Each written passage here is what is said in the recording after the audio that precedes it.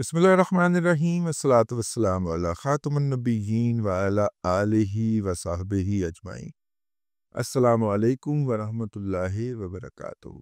पाकिस्तान जो है जिसे पंजाबी अंग्रेज़ी में कहते हैं बकलिंग अप, अपने बेल्ट टाइटनिंग कर रहा है और बेल्ट टाइटनिंग जो है उसकी वजह बुनियादी तौर के ऊपर इस अमेरिका या वाशिंगटन के अंदर हुकूमत में तब्दीली है। पाकिस्तान को IMF के पैकेज में से निकलने के लिए या वो उस पैकेज को मिलने के हवाले से बाइडेन इंतज़ामिया का एक रोल रहा और बाइडेन साहब ने आखिरी वक्त में आके पाकिस्तान को उससे निकलने दिया। अगर बाइडेन इंतज़ामिया अपना वज़न ना डालती तो शायद पाकिस्तान को IMF का पैकेज थ्रू ना होता। और ज़ाहिर है उनकी अपनी तरजीहात है, उन्होंने पहले हमसे नाक से लकीरें निकलवाई, फिर ये किया। अब मेरा ये ख़्याल है कि पाकिस्तान के अंदर मामलात को मैनेज करने वाले लोगों को इस अमर का ख़दशा है कि अमेरिका के पास पाकिस्तान की आर्म ट्विस्टिंग के लिए यानी कि बाजू मरोड़ने के लिए कोई और लिवरेज तो है नहीं। वो ये तो कह नहीं सकता कि हम आपको हथियारों की सप्लाई रोक देंगे, क्योंकि हमने अपने हथियारों का इन्हिसार अमेरिका से वैसे ही उठा लिया हुआ है। और 2-3 दफ़ा जब ख़ास तौर पे हमारे चार्ली F-16 की अपग्रेडेशन का मसला आया, तो वो हमें उन्होंने बातों में लगा के वो वक्त टपाया और उसके बाद दोबारा हाथ नहीं पकड़ाया। ठीक है?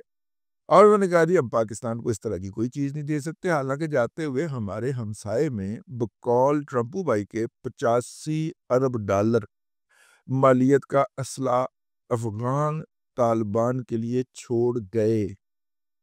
ये अपनी जगह के ऊपर हकीकत है। ये मैं नहीं कह रहा, ट्रंपू ने कहा है कैंपेन के दौरान। ठीक है, वहां पे छोड़ आए। तो जाहिर है कि वो असला सजा के रखने के लिए तो नहीं था ना।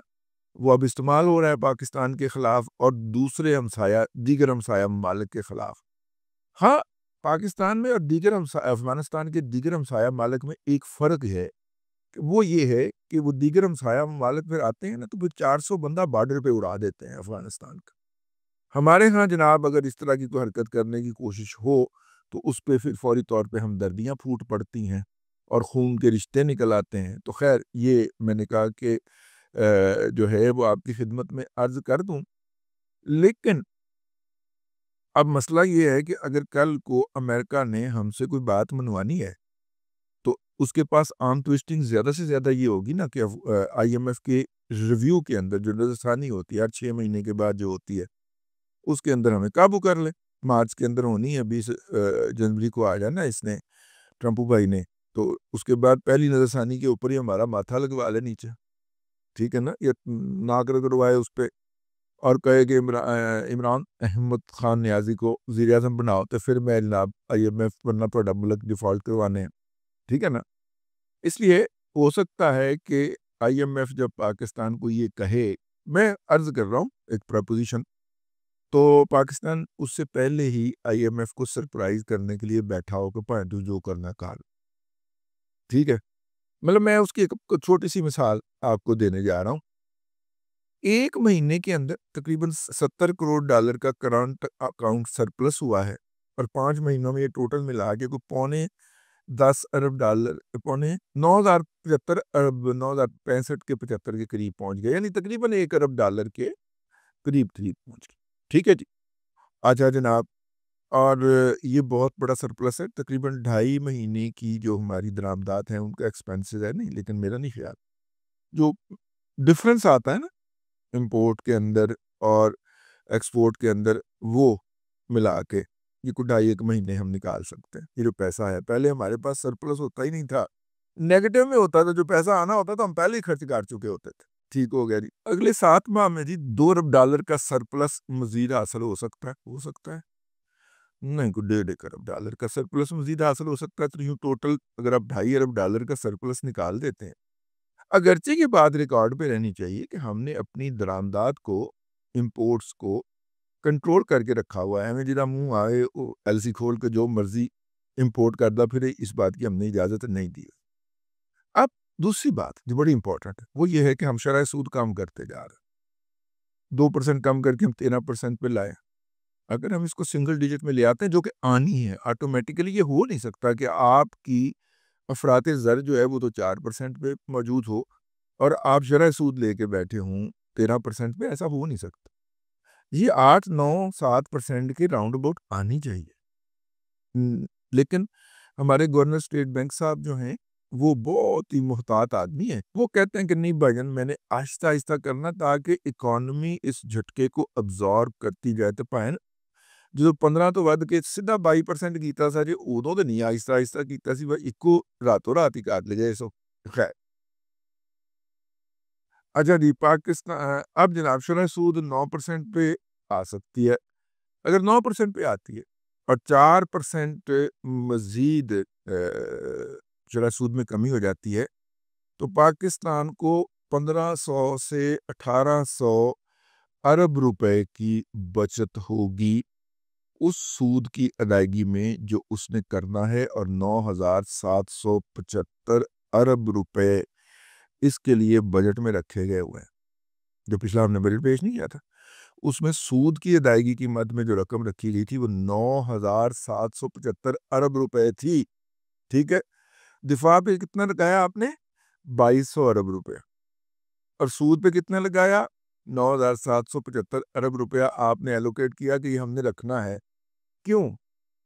क्योंकि इमरान अहमद खान न्याजी साहब ने 3 साल 7 माह 21 दिन के अंदर कर्ज में जो 78% इजाफा किया, वो कर्ज उन्होंने हासिल किया 7% के ऊपर, 9% के ऊपर, बाज़ जगहों पे 12% के ऊपर भी किया। हालांकि हुकूमतों के साथ दो तरफा कर्ज जो होते हैं, या हुकूमत के इदारों के साथ दो तरफा कर्ज जो होते हैं, उसकी हद जो लिमिट होती है वो 4% होती है। 3.5, 4% पे बात मुक जाती। ठीक है ना?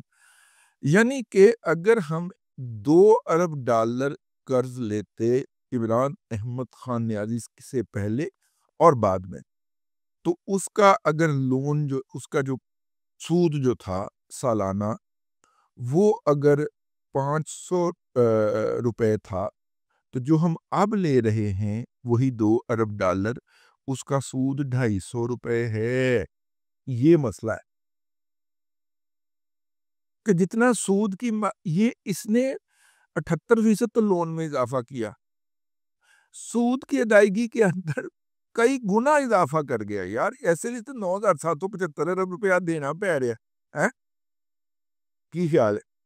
तो अब इसको जो बड़े वाले, एक तो शरह सूद वैसे काम की गई, ठीक है, 22 से हम 13 पे आ गए, 13 से 8-9 पे जा रहे हैं। एक तो ये काम कर दिया गया, और दूसरा जो महंगे कर्जे लिए थे वो महंगे कर्जे वापस किए गए, और पाकिस्तान ने कोई कर्ज डिफॉल्ट भी नहीं किया, और उनकी जगह कहा गया कि भाई जी सस्ता मिलता तो ले लो, वरना फिर एक दूसरे को दनी ला के वक्त गुजार ला के एक दूसरे से बातें करते रहेंगे, वक्त गुजर जाएगा, भूख का एहसास नहीं होगा। ठीक है, महंगा तो कर्जा नहीं लेना। महंगे कर्जे जितने भी मैच्योर होते गए वापस करते गए। अच्छा जी, अब जनाब आ जाइए, अ, अगले 7 माह में 4% तक मजीद शरह सूद कम होगी। ठीक है, तरसीलात ज़ाहिर बढ़कर जो अब तक का ट्रेंड जा रहा है 37, 36, 34, ये उनकी हर महीने पिछले साल उसी महीने के मुकाबले में जो तकाबली जायजा होता है उसके मुकाबले में इम्प्रूवमेंट हो रही होती है। अच्छा जी, अगले 7 माह में 5 अरब डॉलर की अदाइयों का इंतज़ाम भी है। अ, ठीक हो गया। एक्सपोर्ट भी हमारी तकरीबन जा रही हैं ऊपर। इसके अलावा टैक्स नेट में इजाफा समेत सरमायाकारी भी मतवक्को है। निजकारी से तफसीलात में कमी समेत पावर सेक्टर के नुकसानात में भी कमी होने जा रही है। इस तरह जो डाटा आ रहा है, जो फिगर्स आ रहे हैं, उनके मुताबिक IMF और ये IMF के साथ शेयर किए जा रहे हैं। इसीलिए तो वो तमाम तर शोर-शराबा नहीं कहना चाहिए, हाँ, शोर-ओ-गौगा के बावजूद भी, PTI की मुतवक्को के बावजूद भी, और उनके प्रोपेगंडे और रौले-रप्पे के बावजूद भी IMF चुप करके वापस चला गया। हालाँकि 180 रुपए 160 अरब रुपए का शॉर्टफॉल था, लेकिन IMF ने कहा कोई बात नहीं, कर लेंगे बच्चे, ठीक है। अब जनाब ट्रंप साहब आ रहे हैं। ट्रंप साहब जो हैं वो क्या कर सकते हैं? वो पाकिस्तान का बाजू मरोड़ सकते हैं, जिसलिए पाकिस्तान को मज़ीद टैक्स लगाने की ज़रूरत पड़ सकती है और मज़ीद टैक्स लगाने से हुकूमत मज़ीद गैर मकबूल हो सकती है। ठीक है? तो नतीजा है कि पाकिस्तान की परफॉर्मेंस, चूँकि पाकिस्तान की मईशत चूँकि परफॉर्म कर चुकी है या कर गई है, तो अब जो है वो अल्लाह आपका भला करे, वो करेंगे इसको। हुँ? ये डाटा वगैरह तैयार हो रहा है, ये चीज़ें तैयार हो रही हैं, मुँह दिया जाएगा इस दफ़ा IMF को।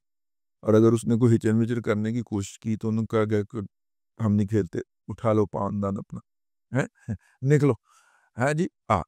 ये है जी अब तक की मईशत की सूरत-ए-हाल। मैंने कहा कि मतलब कि मईशत की सूरत-ए-हाल और वो तैयारियाँ जो मैंने कहा ना बेल्ट टाइटनिंग हो रही है कि कल को अमेरिका इमरान अहमद खान न्याज़ी के मसले पे हमें कोई डिक्टेट करने की कोशिश करे, तो हम आगे से आँखें दिखा सकें। हुँ? हाँ, हम आगे से आँखें दिखा सकें, इसकी तैयारी की जा रही है। वैसे बाय द वे बाइडेन साहब भी कोई बंदे के पुत्र नहीं थे। ये जो हमारी 4 कंपनियों के ऊपर उन्होंने पाबंदी लगाई है जाते-जाते, ये वो नाम ही लगाते तो काम ठीक हो सकता था। ठीक है? लेकिन उन्होंने लगाई है और गाजे-वाजे के लगाई है और साथ में कहा नहीं, ਇਹਦਾ कोई मसला नहीं, ਇਹਦਾ कोई फ़र्क नहीं पैंदा। फ़र्क तो पैंदा है पुत्तर, ਇਹ गंदी नस्ल ਜਿਹੜੀ ਉੱਥੇ ਬਿਠਾਈ ਹੋਈ ਹੈ ਤੁਸੀਂ, यूथड़ नामी, उसने रौला पा-पा के, पगल पा-पा के कितना क मातम बरपा कर देता। ठीक है ना? बहरहाल ये एक अच्छा डाटा मेरे साथ शेयर हुआ था। मैंने कहा आपकी खिदमत में पेश कर दिया जाए। अब तक के लिए इतना ही। अल्लाह तबारक व तआला आपको आसानियाँ अता करे और आसानियाँ ख़ल्क़े खुदा में तक़सीम करने की तौफ़ीक अता करे।